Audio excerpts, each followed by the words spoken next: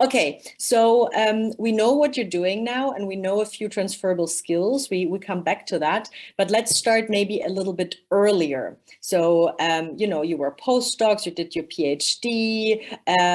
So you probably at some point were thinking about, you know, an academic career maybe. So at what point did you decide, okay, I wanna, you know, I wanna maybe transition to another field?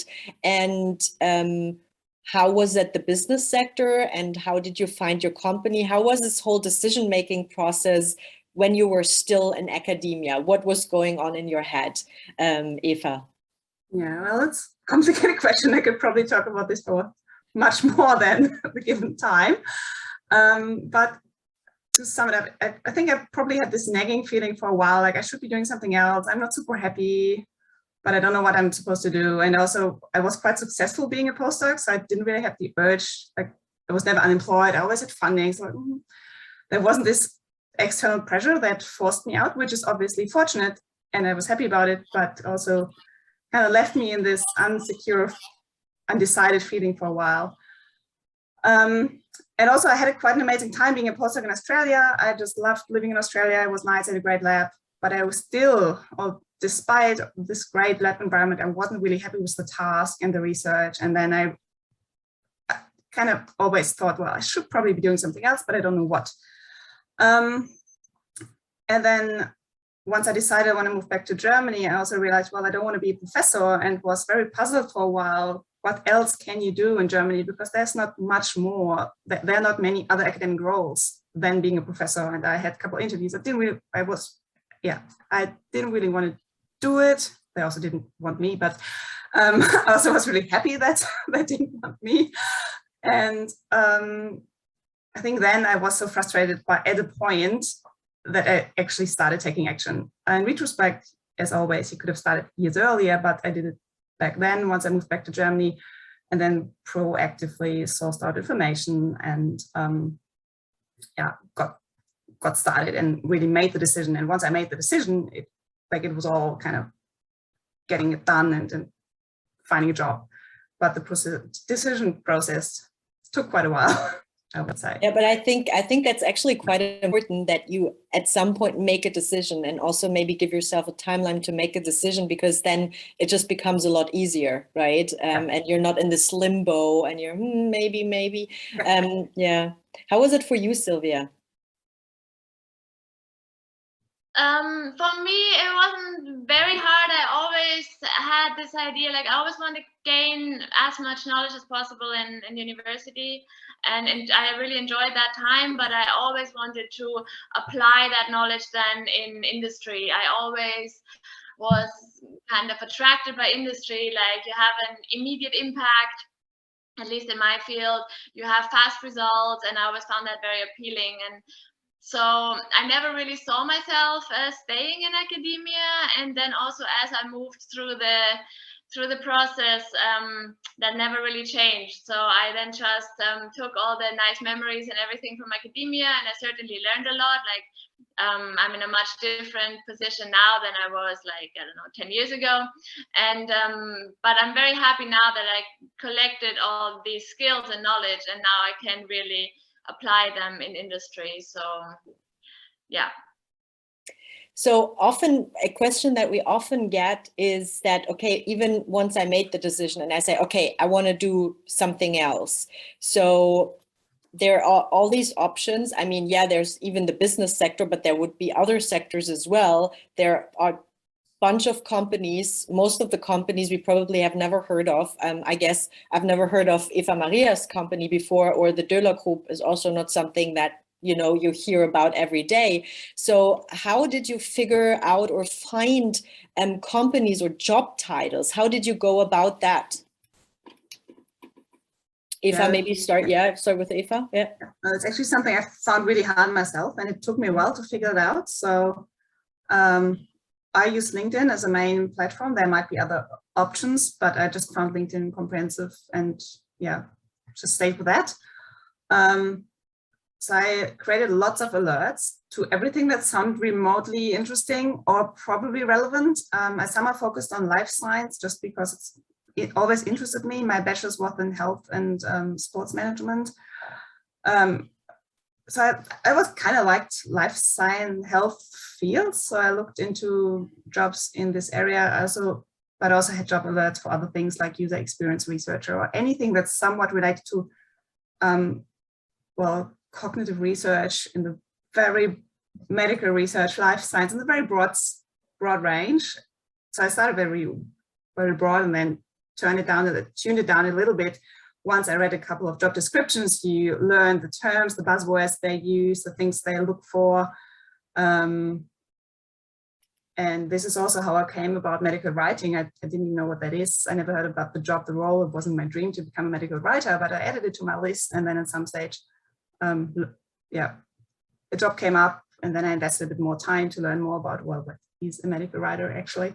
And yeah, this is how I narrowed it down. So keywords, I think, are really important, because there's a question in the chat saying, how did you choose what exactly to do next from the different career paths available?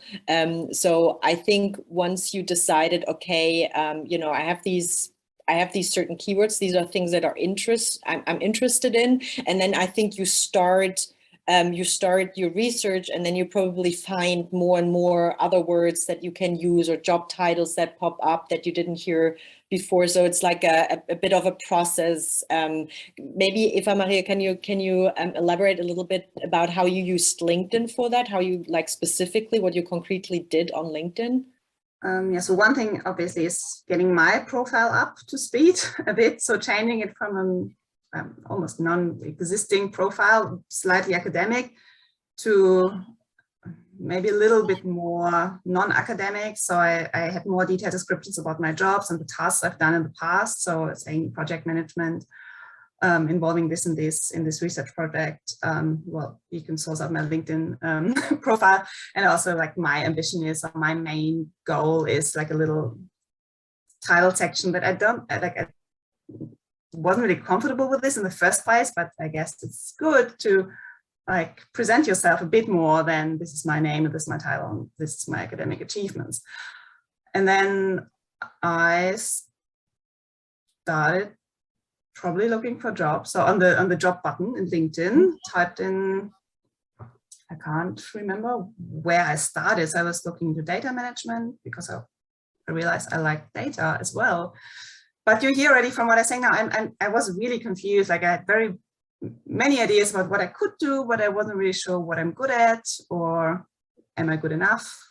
So I can really relate to all these problems, and yeah, just start somewhere with something that sounds interesting a little bit or a lot, and then go from there.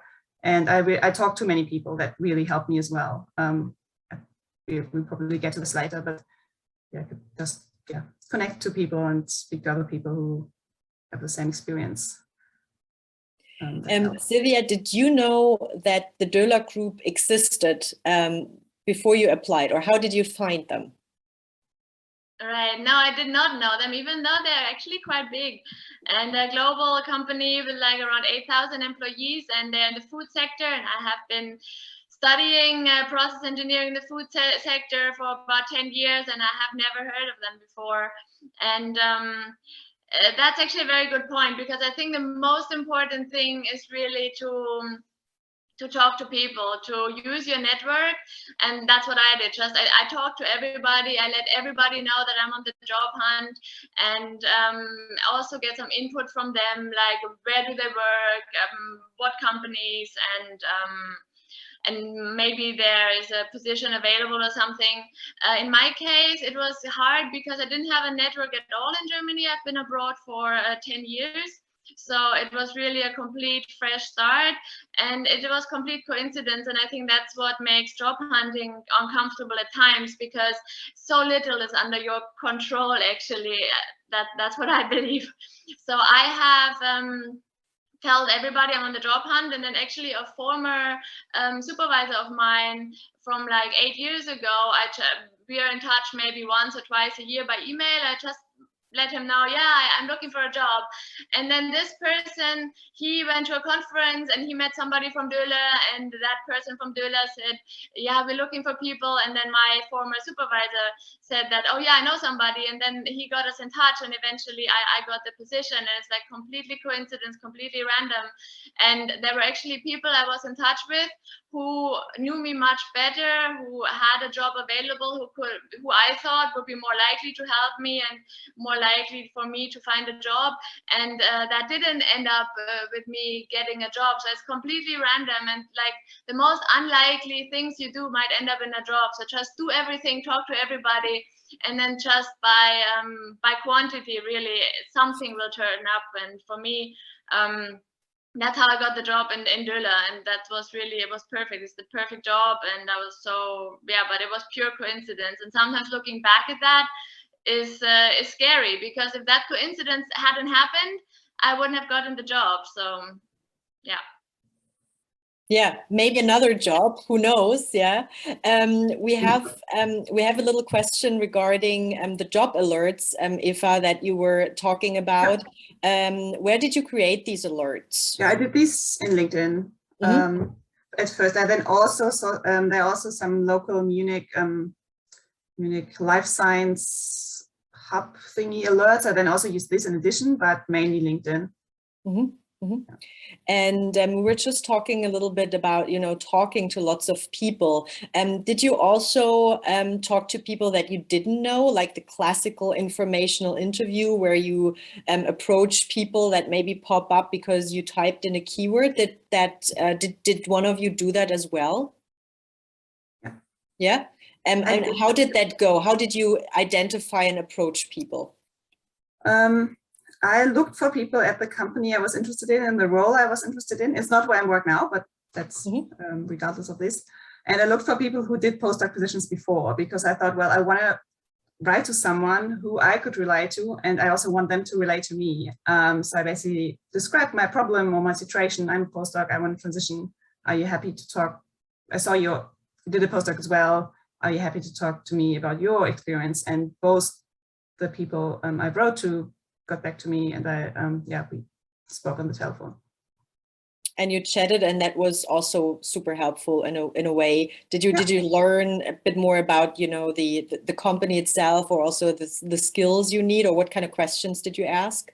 Yeah, so these were both data management roles, and I'm quite happy I'm not in a data management role now, but I thought, well, wow, that I might like that. But yeah, talking to them, learning more about the company, about the role, made me realize it's probably not quite right. And yeah, it was helpful, definitely. Yeah, and that's also learning. Like, you sometimes have to ask people who already are in a certain position to even know if that's something you're interested in or not, because how can you know, right, when you've never, you know, were in contact. Silvia, with you, you said that was a little bit of a coincidence, talking to your former supervisor. Did you also approach people on LinkedIn or elsewhere?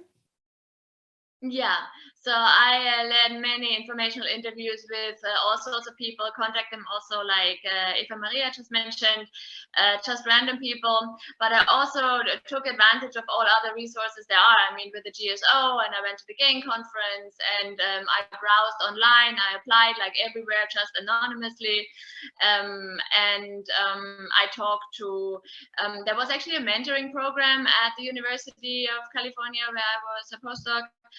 And I just reached out to all sorts of people that I didn't know, and just talked to them like randomly. And it's also quite interesting, like even if you don't get anything out of it, it's just interesting to, or if you're not getting like a specific position or something, it's interesting to hear how people made their path through life, and how they decided what they want to do, and the company they chose, and the job they chose. And it's always good to just grab a coffee with somebody. I mean, it's more difficult now in the COVID times, but and hear about their experiences, and by listening to all these different positions, I really learned a lot, and I figured out more like how to go about it, and where I want to go and what I want to do. Now we're at this situation where you find a job that you think, whoa, that's really cool. before you were applying for your respective jobs, would you say, well, oh, I fulfill all the requirements, or did you also have to sort of remind yourself, oh, maybe they phrased a certain thing a little bit differently, or was it clear from the beginning that you were able to sort of fulfill all the requirements that were asked for the job, Silvia? You mean for my specific job or in general for job descriptions? Maybe for your specific jobs, but if you have other experiences with other job descriptions before, I'm also happy if you share that. Yeah, I mean, there's always some bullet points that you feel like you don't fulfill or something, but you can usually find something in your experience and in the things you have done before that matches somehow. So I found something, and then I just I told them that I can still do it. I mean, I think you have to try to find something that matches that. In general, I think it's easier if you have a personal contact with the people, so you can try to convince them of yourself in the interview. If you apply more anonymously, and then if you're not checking all the boxes right away, like if it's like a hard skill, like a software or something else, then sometimes it's harder to get invited for an interview. But if you have the contact, then usually there's something you can say about that skill that you might not 100% match then in the interview personally.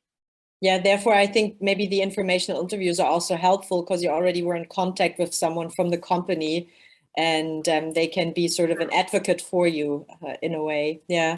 Eva, how was it with your job as a medical writer? You then saw it and you thought, oh, that kind of sounds interesting, and yeah, I can sort of do that. Or how much translation did you have to do with the skill sets? Yeah, for me it's quite easy for the job I have now, because many of them are former academics, and I think in the job description they list a couple of things like experience in this and this area, or publications, or like a certain amount of high-profile publications. Yeah, I can tick this box. And then, although I didn't have any other experience in the sector and pharmaceutical industry, I could demonstrate that I'm able to write, and by showing my publications, which is what I've done before, which was my bread and butter, as you say. So that was good. But I also applied for other roles where there were, certainly things I couldn't tick, especially having already experience in industry. And I had these things, oh, well, you're fresh from university. Well, no. But so it was sometimes hard to convince people that I'm not just graduated. I have a 7-year postdoc experience, which is work. Yeah, so both experiences. Yeah, I think that's also an important point that you make, that, being a postdoc is like a highly qualified job in a way, right? Everything you did is like super top-notch, top-shelf things and skills that you acquired, and to also sell that maybe as a work experience. It was maybe not an industry, but in another field, that you can also, that you're also able to do all these things. We have a question here in the chat. How do you discover hidden strengths that you're maybe not aware of? Did you also maybe ask other people to sort of give you feedback, or did you maybe later on, now that you're on the job, discover things that you can do that you weren't aware of and that you could share? Maybe Silvia or Eva. Yeah, Eva, start. Yeah. Well, in terms of hidden skills, I got input from friends of mine who also are academics, so friends and also colleagues who I worked with. So just chatting to them helped me a lot to discover what I'm good at, or what they think I'm good at, and then you reflect on it. So yeah, actually I might be good at this or not. So that helps. Silvia, do you have advice for hidden skills or something that you might discover later that you're not aware of while you're still in academia? Well, I always kept a list of things that of skills that I actively produced, that I thought I was good at, and also that I got input from my friends and colleagues. And then I always added on to that list also when I saw job descriptions, and I saw what companies look for, and then I thought, oh, I didn't consider that a skill maybe, but they're looking for that, so I added it. And produced some stories also, like, or experience that I have on that topic. And so the list grew, and then more and more I found like that the jobs that I'm looking for, I can actually check most of the boxes. So I would just keep it as a live document with all the skills that you think you're good at, and also that you find that companies are looking for. Also drawing from inspiration. That's good. Now you you know that you found a job, you're applying for the job, and we have a question here concerning also the application. How do you convince employers in industry or in small and medium-sized companies that also a PhD is basically experience and not only school? Did you somehow come across that, or did you have like a good way how to frame that? I think the most important thing in my experience, how to convince people and what actually makes an impact is storytelling. And that's something that I learned in the US. Like when I went to an interview, don't say like, I'm good at problem solving and project management, and you use all these buzzwords, but it's one sentence and it's over. What is most convincing to people is to tell a story. So for every skill I thought I had, I wrote down like 1, 2, 3 stories that would kind of prove this skill. For example, during my time as a postdoc, I had a very expensive experiment planned at a different university, and the whole trip and the experiments, everything cost a lot of money. And then when we arrived there were supposed to be plants, like green plants, but when we arrived, they were all like half dying. And then we completely rescheduled the experiments. We worked like 16 hours a day and adjusted also the experimental design, and then we got it done in the end.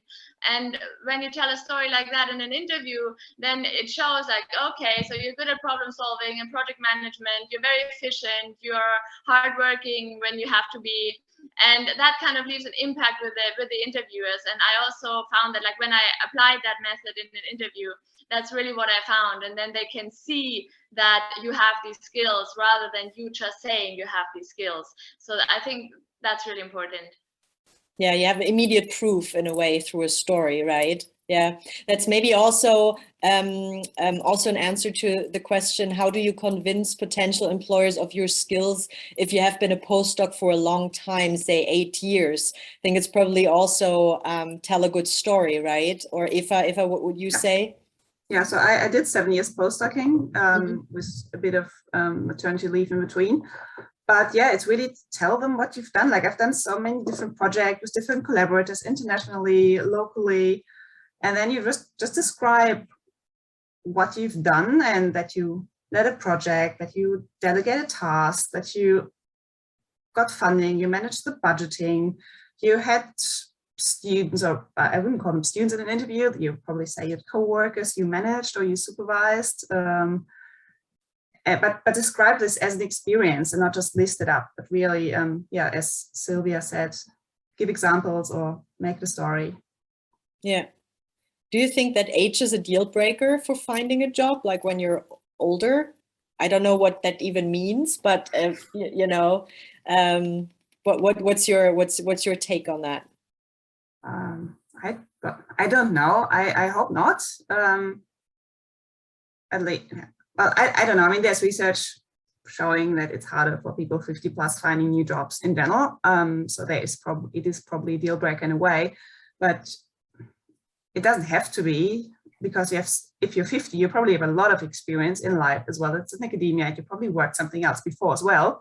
So I wouldn't consider this a deal breaker, but yeah, I mean, I'm not a recruiter. I don't know. For me, I just realized, well, I've probably 30 plus years to work, and I need to find something that I enjoy doing more. And I'm not too old, although I've spent 7 years postdoc. Oh, yeah. So when you, let's go back, we were already talking a little bit about the interview, and that storytelling is super important. So did you have to also write a cover letter? Or did you write a cover letter, and what were like your learnings from you know, preparing basically documents for an application? Silvia, what was important? What do you think helped you get the job? Yeah, I had to write cover letters. The job I actually got without a cover letter, so I don't know what that says about me. But I continuously improved my writing. So the first cover letter I wrote, it was terrible. And I always got advice from my family, from my friends, also from the GSO. I reached out to Marike. She helped me a lot. And I also online, of course. I mean, there's many resources, really. Also for my university, they had resources for writing applications. And then I used the sentence here and there and made it better and better and more convincing and more convincing. And I think also it takes a long time, even though it's just like one page, it doesn't mean that you have to finish it in like half an hour. I think it can take really a long time. And then, but once you have done it 20 times, I don't know, 50 times, you improve it every single time. And at the end, it's how you want it to be. So I think practice and just asking lots of people for advice will get it where you want it to be. Yeah, yeah. Eva-Maria, as a medical writer, do you have any advice for writing also cover letters? Probably not. I started with a friend's cover letter. I know, like, I just reached out to someone who did transition from academia to industry. I just asked her whether she's willing to share hers and started from there. And then, as Silvia said, I changed it and tweaked it, and then I obviously adjusted it a little bit to each position I applied to, highlighting how I matched to their requirements. But once I had one version of it, I didn't find it too hard to change it, although the roles I applied for were quite different. Yeah. And I think in mind. So if someone, like, just reach out to people you know, but I'm also happy to share. In general, just reach out to people. Most people are happy to share, I would say. So yeah, it's no and I think it also applies what you said about, you know, the interviews and the storytelling. Make it about the company. Tell them, prove them in the cover letter how you meet basically their requirements in a way, right? And sort of be focused also on what the company is looking for. Probably we do have a few more questions here. One is, do you need additional certifications to get a job in the business world or industry after PhD or postdoc? What would you recommend? Did you do any additional like workshops or executive trainings or something like that? I did one training, like an online platform thing on data management as well, just because I was really bored in the pandemic and hated my postdoc position. So I did this. I put it on my CV. I never got the official certification of it. I just put it in, like, I've done these hours on this course, Coursera, I think was it. I don't know if this helped. I've 2 interviews I had, they asked me about it, like what kind of course that was and whether it was interesting. So people noticed it, but I'm not sure if you really have to do it. I mean, you already know a lot of stuff. I mean, you have a PhD, right? So, and your postdocs. Before we go, I ask you another question about the application, but when we're talking about skills, how much would you say, Silvia, did you learn on the job? And how much did you already bring to the table? What do you think, what kind of skills, or what was important to learn on the job, and what was already there?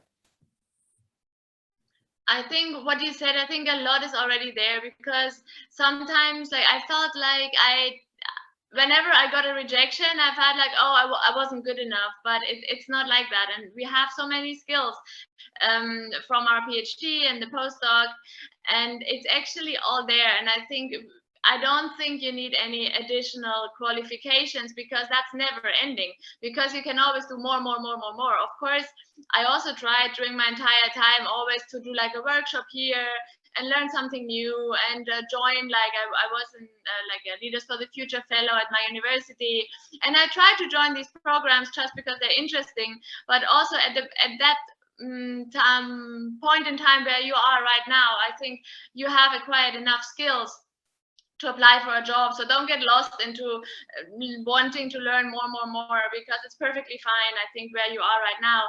And that's also what I find in my job. I think I brought a lot to the table, this whole project management and time problem solving and time management and efficiency and all these things that they were already there for my postdoc, and I use them a lot in the company now, and I'm very confident to do my job there. Of course, there are skills that you learn at the company. Mainly, for me, that's mainly technical skills, like in the production plant, like all the equipment, and that's new to me in practice. So I learned a lot about that. And of course, I learned about the business setting and the business plans around it. And the mindset is, of course, a different one. Like in business, it needs to make money, it needs to be fast, and it doesn't have to be 100%. And I think these three things are the main difference between business and academia. But otherwise, the way you go about your job, what you do, is very similar. So I did learn a few skills, of course, also Döhler specific things. These were news to me and I learned them. But many skills, like, I don't know, 80% of the skills that I'm using in my current job, I acquired previously. So there's a lot to apply from academia into industry. And it's also a skill of PhDs to quickly learn new things, right? This is what you do all the time, and you can even see that as a strength for you. There's another question on how you got feedback on your resume or CV. You were also already saying sending it to other people. We do that here at the GSO as well. Any other thoughts where you could get feedback, or how you did get feedback somehow? You could try to reach out to the people who rejected you if you get a rejection. I didn't do that. I didn't feel comfortable. But if you're brave, but it doesn't hurt asking, I suppose. So you could do that. But I went with friends. Yeah.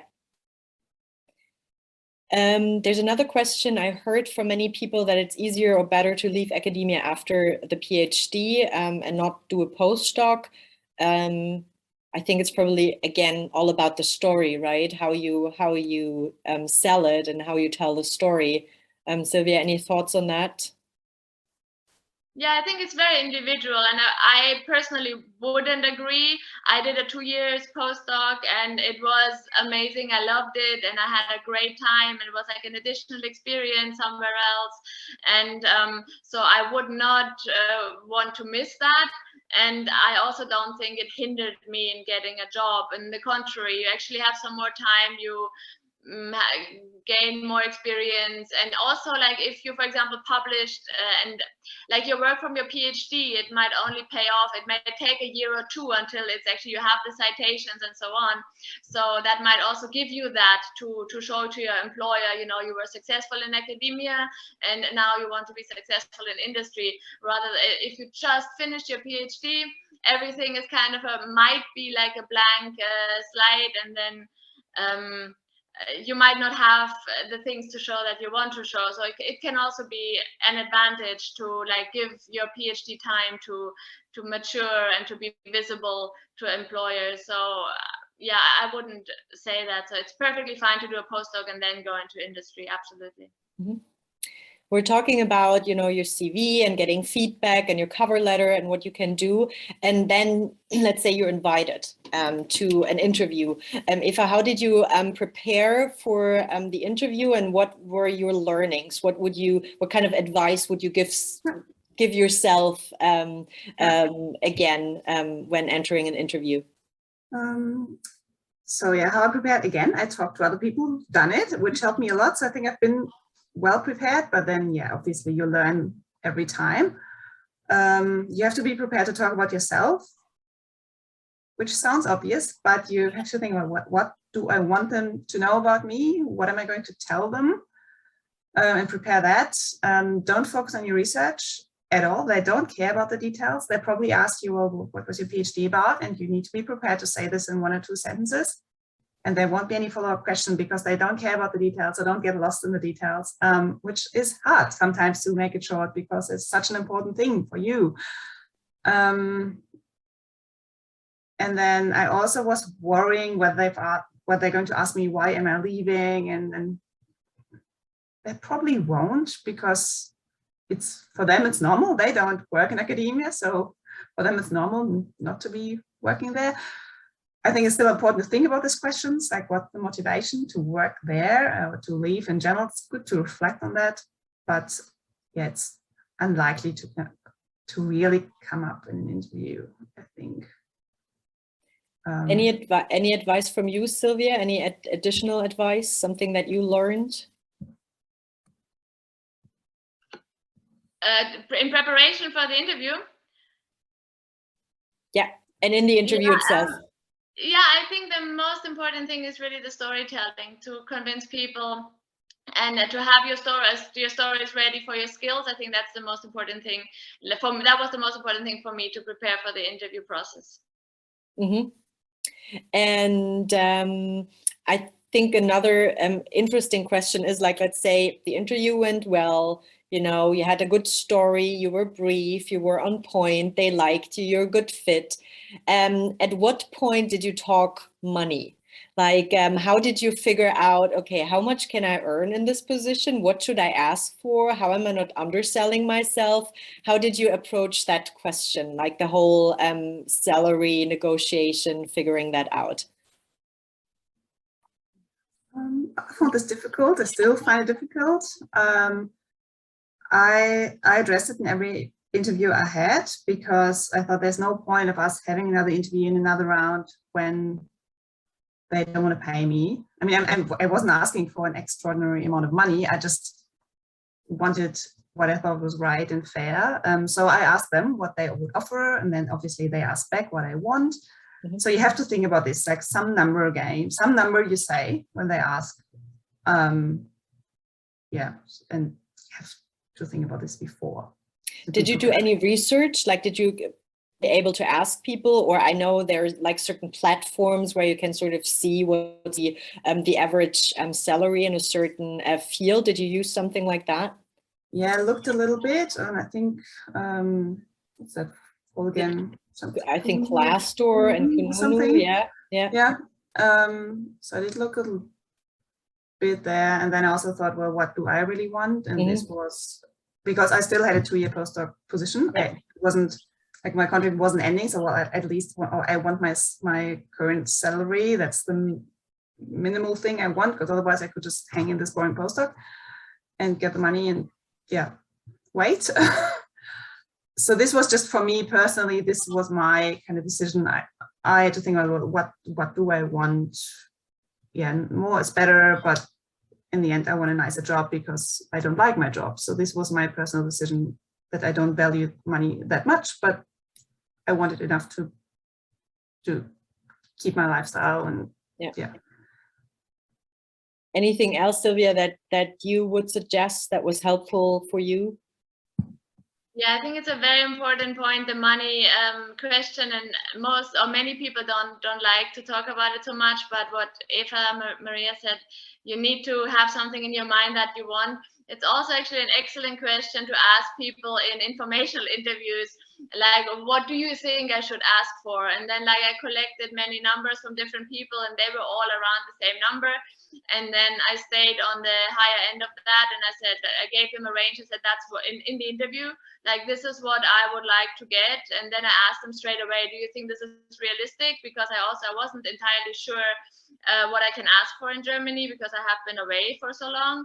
And they gave me immediate feedback, and just ask everybody you can, like, and that's how I did it. And then it was actually it was fine when it came up in the interview. It was an okay topic. Concerning like ranges and money like that, I know there are a few questions. Eva-Maria, if you're happy to share that, that's fine. Otherwise, Sophia can certainly also approach you later, and you can give her like some advice on that. Maybe because we're nearing the end, and one last or two last questions.